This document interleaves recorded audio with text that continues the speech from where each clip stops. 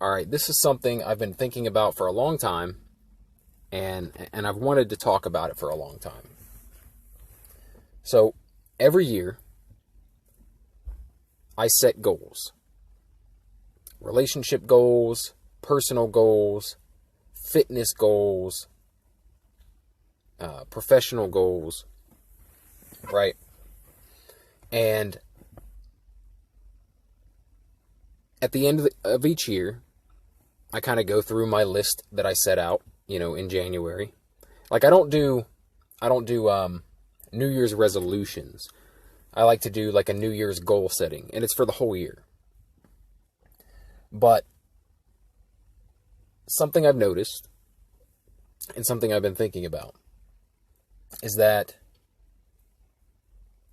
we're kind of taught to set our goals based on outcome. Like, I want to make this much money next year, or I want to, say on social media, for example, you say, I want to get this many followers this year. Or in my case, a couple years ago, I had a goal, I want to get this many subscribers by the end of the year. And what I've realized is that you can't control the outcome of things. Like another one of my goals was I had certain fitness goals where I wanted to lift a certain amount of weight by the end of the year, right? But I think that puts the focus in the wrong place. When you're making goals that are, if you're setting goals that are based on the outcome of something, they're not in the forefront of your mind on any given day. For one, they're kind of far off. And also, it puts this barrier in place to where it's like, well, if you don't see yourself getting close to that goal, right, then you don't have the desire or the motivation to continue working towards it. If you don't see it like, oh, well, that's never going to happen now, and it can never reignite that flame under you. Say you get halfway through the year and you're nowhere near the goal that you set for the end of the year. Well, why even try? There's not enough time left to reach the goal. Well, what I've noticed is, and I've tried this for the first time this year. I kind of always knew it. It was in the back of my mind. But I never put it into practice until this year. And that is setting output-based goals rather than outcome-based goals. Meaning, you set a goal for how much work you're going to do and let the chips fall where they may. For example, in 2019, I said I was going to get 1,000 subscribers on my YouTube channel, right? Not a huge goal, nothing crazy, right? But the focus was wrong because I can't control what other people do. I can't control who subscribes to my channel. I can't even control how many people happen across my videos. But what I can do, and this is what I did in 2020 after not reaching that goal in 2019, is put the focus on my output. So instead of saying I'm going to get this much recognition by the end of the year, which I have no control over, I told myself I'm going to put out a certain amount of videos this year. That's something I have complete control over. 100%. I'm in control of that. And I can complete that goal regardless of the outcome. I know that I can complete that goal. And I can get halfway through the year and still be able to reach that goal. I might have to double up and do 2 videos a day. I might have to, do more than I planned to make it happen by the end of the year, but it's doable. And I know that it's something I can accomplish. Whereas, depending on others, right? Depending on people to subscribe to my channel or watch my videos, what have you, there's no guarantee of that. 0. So I also had a fitness goal this year, right? And I did the same thing. I made it an output-focused goal, not an outcome-focused goal. I didn't say, I want to run a marathon in this amount of time, right?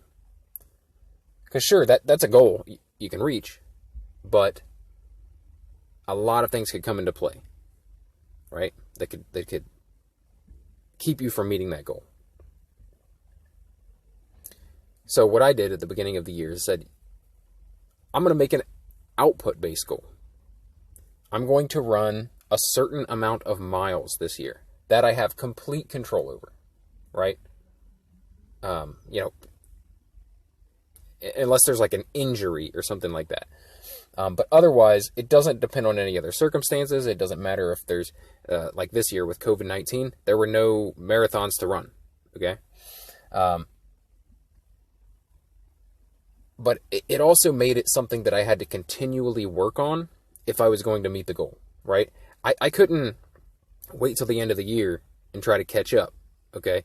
If I wait till December and I haven't run enough miles, I can't cram them all into December. It's not going to be possible. So by making it an output-based goal, it kept it constantly on my mind. And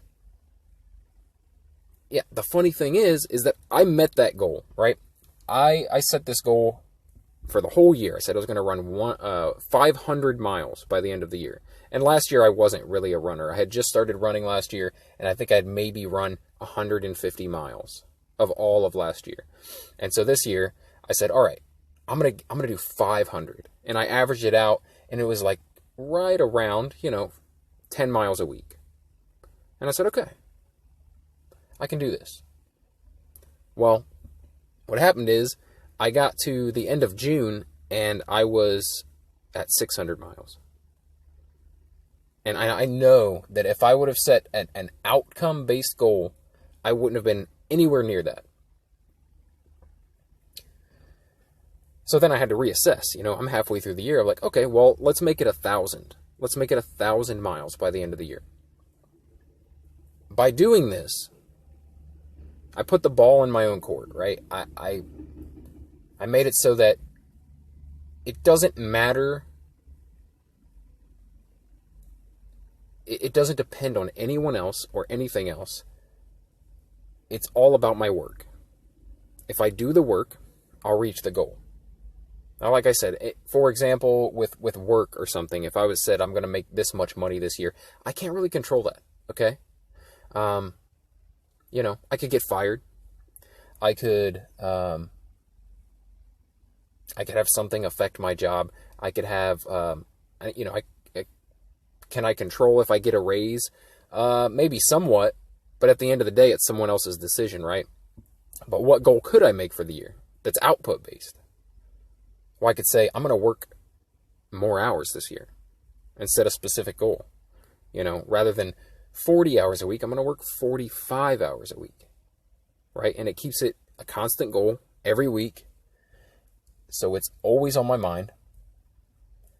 And it doesn't depend on anybody else. It depends on my will to do the work. And that's it.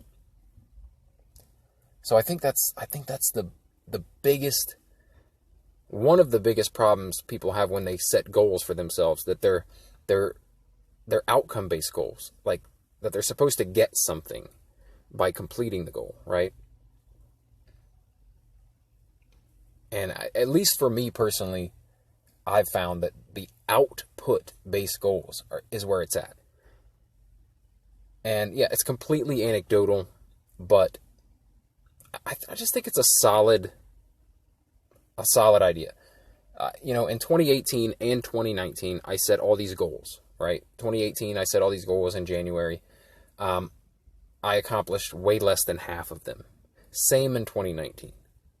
2020, we're in November now, and I've completed 90% of the goals I had on my list, and I still have a month left. So, like I said, maybe that doesn't work for everybody. Maybe some people do want to set outcome-based goals, but at least for me, what makes sense is setting a goal that you have control over, whether or not you complete the goal. And it's super simple. Like I said, and it's like I knew it before. And for some reason, I think a lot of it has to do with others' perception, right? Like, we want to accomplish something that other people recognize. And while that's all well and good, most people don't give a shit. Most people don't care if you reach your goals or not. They really don't. So why not set a goal that's based on how much work you're going to do, right? And then you, in the end, get to be your own judge, right? Because at the end of the day, it matters more to you than it's ever going to matter to anyone else. And that includes your kids, your wife, your best friend. No one is going to care about your personal goals as much as you do. So why not